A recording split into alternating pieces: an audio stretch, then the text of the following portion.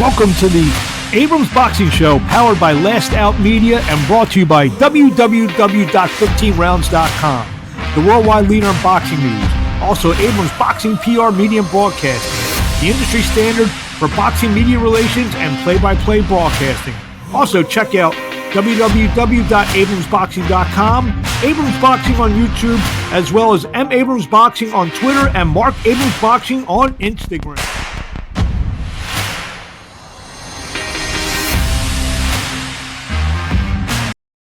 Welcome to another edition of the Abrams Boxing Show. I'm Marc Abrams, and we have a big show for you this week as I have two guests for you.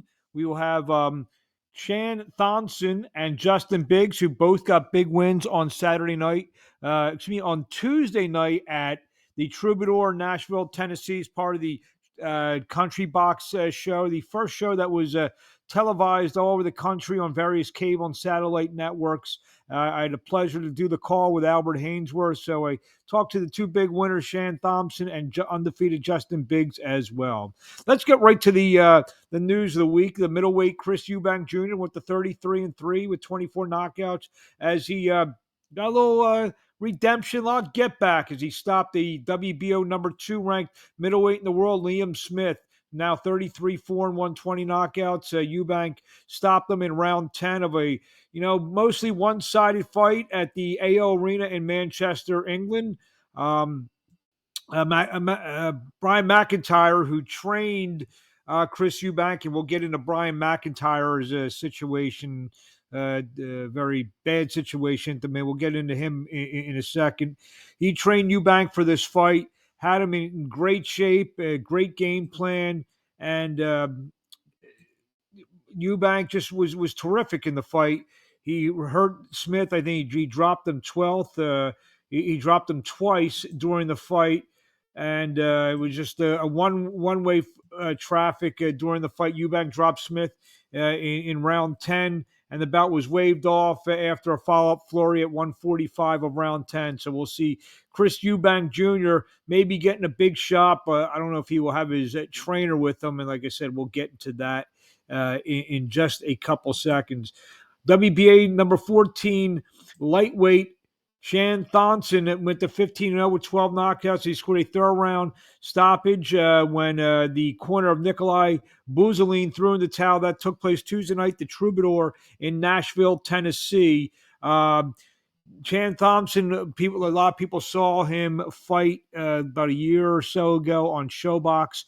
Defeated Tyler Tomlin in a fight there. So, this Chann Thonson, he's actually in a very good weight division, and there's going to be some opportunity for him, and he's promoted by Boswell Promotions. And I had a chance to talk to Chann Thonson right after the fight, and this is how it sounds.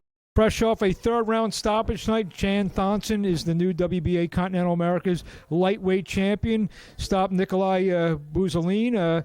Talk about what happened in there. It was I kind of did what I felt like I knew what I was supposed to do from watching his fights, but not that I didn't believe I would stop him, but I thought it would be a later stoppage because I saw him, the opponents he fought. He didn't fight anyone too crazy, but he fought a few dudes that were tough, and he's brought them to the later rounds. So I said to myself, okay, like, box him in the beginning, and when I could pick him apart and see what he's working with, then I'll step to him. So in the beginning, I was just working my jab, getting a little more comfortable. And then I felt comfortable on the inside too, because he doesn't do too much work on the inside. So I kept touching him to the body, touching him to the body. And then in the third round, I heard my coach say, overhand right. And in that same instance, I threw it, boom. And when I saw him wobble, that's when I told myself, okay, like, now. It was a perfect counter shot that you hit him with. Wobbled him. He kind of fell into the bottom rope. And what did you think there going forward thereafter? I knew it was over after that.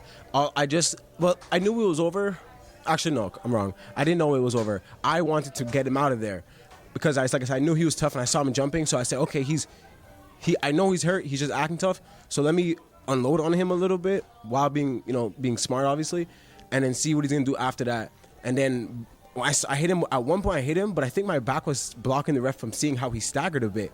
Then I'm like, yo, the fight should have been over from here.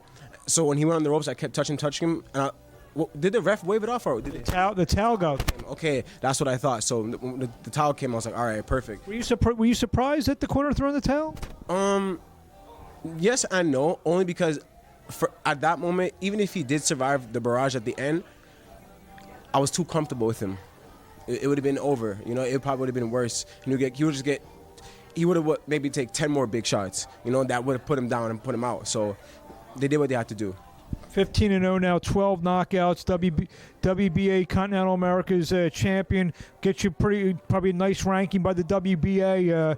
What do you want to do next? Is it maybe back up to a big stage again like you did on Showbox, or even something bigger than that? Well, we're gonna see what my promoter has, but definitely I'm looking to fight on Showbox, ESPN, any big televised against a tougher maybe top 10 opponent on that platform, because I know I'm ready. I had a few of these guys the way that I'm putting these guys away, I know that I'm ready for a bigger step. It's not like I'm struggling with these guys and we're sure. It's like I'm putting them away and I'm surprising myself, you know. So I would definitely like to take a better fight, a tougher fight on a bigger stage to show to the division that, you know, I'm here and Chann Thonson's coming and I will be world champion. So 135. I mean, that's one of the divisions to definitely be in. So I mean, I'm not gonna say you're calling anyone out, but is there a couple guys out there that you would like to fight? And like I said, you're not calling them out. You want to mention a couple names that you? Yes. I would definitely like to test myself against Cambosis, Frank Martin, and. I think Martin and Shakur are fighting. They signed that. They basically signed that fight today. That's gonna be an interesting fight. And one person who is overrated, who's on the top. So this is gonna be a call out now. The call is Pitbull. Isaac Cruz. Isaac Cruz. He not that he don't deserve to be up there, because he deserves to be up there, but he got his fame from losing to Tank by not getting knocked out. To me, Tank beat him and outboxed him. And if a guy like Tank, who's known for his punching but has great boxing ability, can outbox him, any real boxer who's known for their boxing ability more than their power will easily outbox him. And his last performance, Gio Cabrera on the Spence card. Yeah, exactly. Spence Crawford card. Yeah, and his last performance on that confirmed to me what it is that I think about him as a boxer. You know what I mean? The name Pitbull is like, okay, he's tough, but in boxing you have to be tough, but not a tough guy. So like, I don't know. He don't throw straight punches, and I feel like he will be one of the most easiest out of the top 10. You mentioned all like these big names. You feel that you're kind of one of those guys laying in the weeds, nobody's talking about, and you're going to sneak up and bite somebody? Exactly. I'm going to sneak up and bite someone, because by the time my name gets out there, it'll be too late. You know, when you, like, for example, when someone gets mugged, they didn't see it coming. So by the time they start speaking about me for people to notice, a few people would have got already. So I'm ready. Well, congratulations. It's great to have you here down in Nashville, and we'll look forward to your next move. Chann Thomson, thank you so much, and we wish you best of luck. Thank you so much. Take care. Chann Thomson, who scored the big win, the third-round stoppage over Nikolai Buzelin on Tuesday night in Nashville, Tennessee. Also on the card was Justin Biggs, a good-looking junior middleweight. He went to 13-0 with 10 knockouts as he scored a 10-round unanimous decision over Eric Bosler in like I said, a junior middleweight bout. 13-0 now is Justin Biggs, and we had a chance to talk to the unbeaten super welterweight as he won by scores of 60-54, 59-55, and 60-54. We had a chance to talk to Justin Biggs on right after the fight on Tuesday night, and this is how it went. Justin Biggs, still undefeated, winner here tonight, Nashville, Tennessee. Yes. Pound out a 6-round decision over a tough kid, Eric Bosler, in there. Tell us about the fight. Well, you did warn me he was tough. So that was indicated to me. It was a great fight. He came to fight, man, exactly what I needed. It was a good test. I got to go home and just work on some stuff, you know, for that elite level that I'm going to.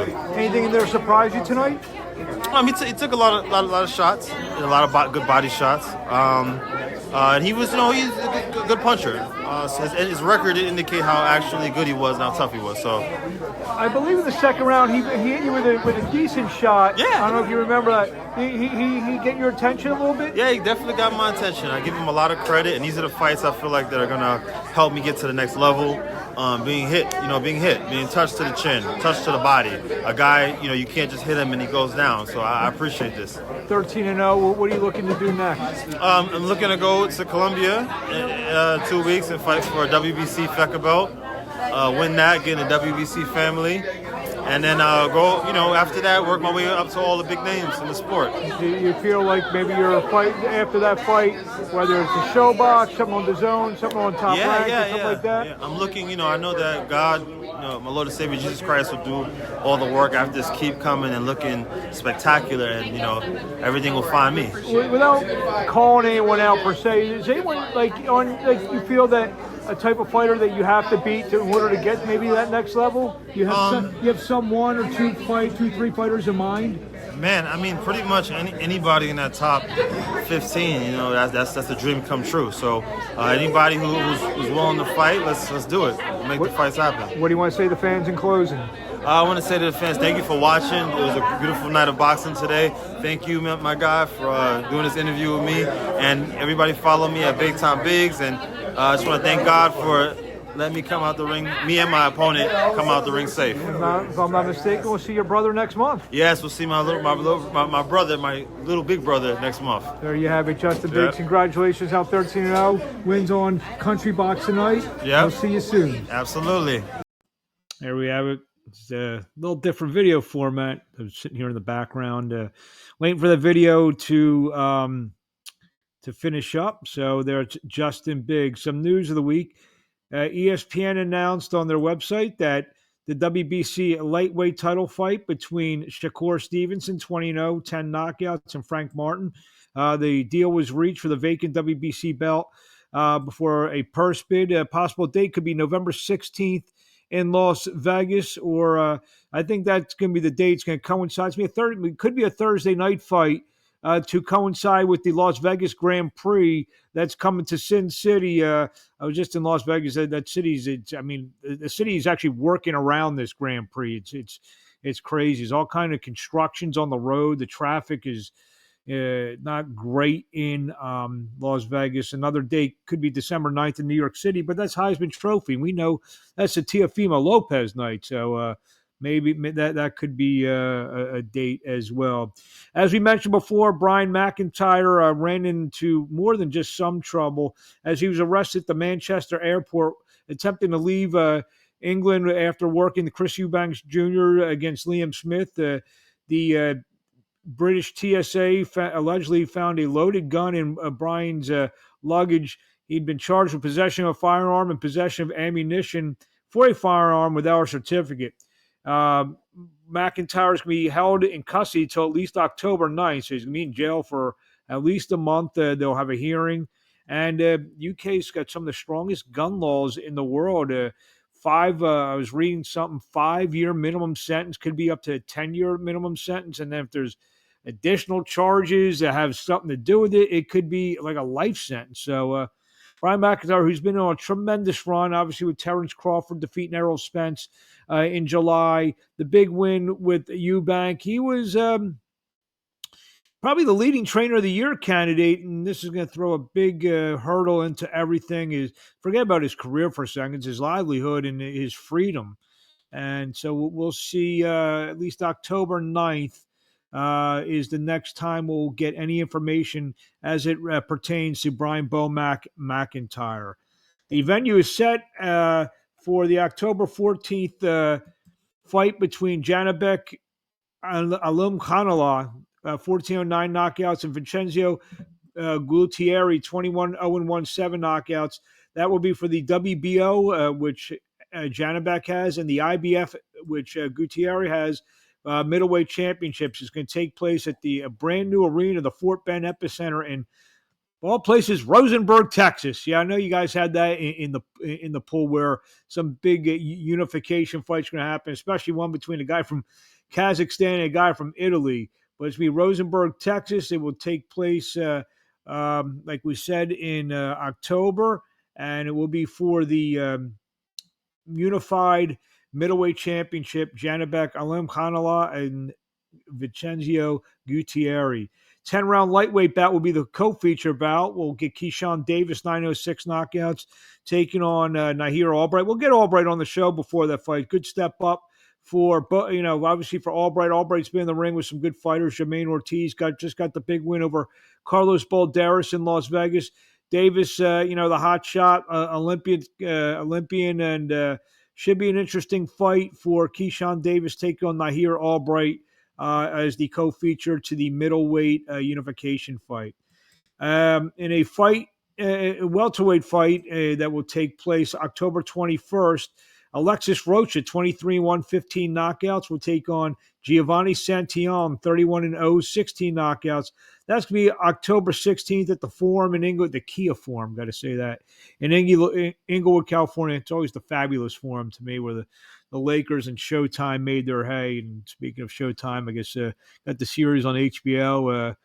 A lot of shots from the Forum. That fight will be taking place and be streamed live on DAZN. Something that we all knew was going to happen. Errol Spence Jr. activated his rematch clause to take on undisputed welterweight champion Terrence Crawford. No dates yet. Nothing's finalized for Crawford Spence too, but it could be December. You hear those rumblings of a possible December fight. So we will see what happens there. And now with Brian McIntyre, do people now give Spence even a little chance in this fight now with Bomac possibly not being there? So we will see what transpires from that. And then Crawford now has been banging the drum to fight Canelo Alvarez. Canelo Alvarez dismissed it at first, and then he's like, maybe, who knows?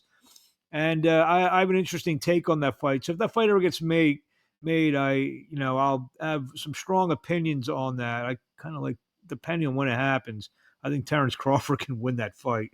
Top Rank has signed a undefeated heavyweight prospect Brandon Moore to a multi-year deal. The 6'6" puncher from Lakewood, Florida, 29 years old. He's knocked out 4 of his last 5 opponents, including a fight that I was able to broadcast against Elijah McCall back down in Florida about 6 weeks ago. He's a very interesting and impressive guy. He's got some personality. So we shall see what transpires with Brandon Moore. There's some for the fights this week. Wednesday night on ProBox, the ProBox TV. We will have Radivo Kalajic, 27-2, take on Mickey Ellison, 14-4. Also, William Foster III will be in a big fight there. Thursday night on DAZN. Raul Curiel, 12-0, 10 knockouts, takes on Courtney Pennington, 17-6 7 knockouts. That's a welterweight fight, a super welterweight fight from the Fantasy Springs Casino in Indio, California. Friday night, ESPN Plus has Christian M. Billy, the good-looking super middleweight, 24-0, 20 knockouts, take on Damon Nicholson, 26-5-1, 22 knockouts.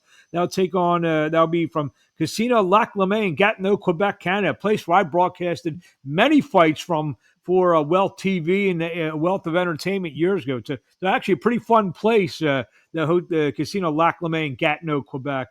Saturday night, we got some fights from the United Arab Emirates, a.k.a. Dubai. Badir Samarin, 8-0, knockouts, takes on Jose Paez Gonzalez, 16-2 12 knockouts. That's a lightweight bout. So that will do it for this week. I'd like to thank Chann, Thomson, and Justin Biggs for joining me this week. Join me next week. We'll be back previewing some fights. Have some good shows coming up. Good fight from Philadelphia. Maybe I'll get Joey DeWake on. See if Joey will join me. Been trying to get him to do an interview for the podcast for years.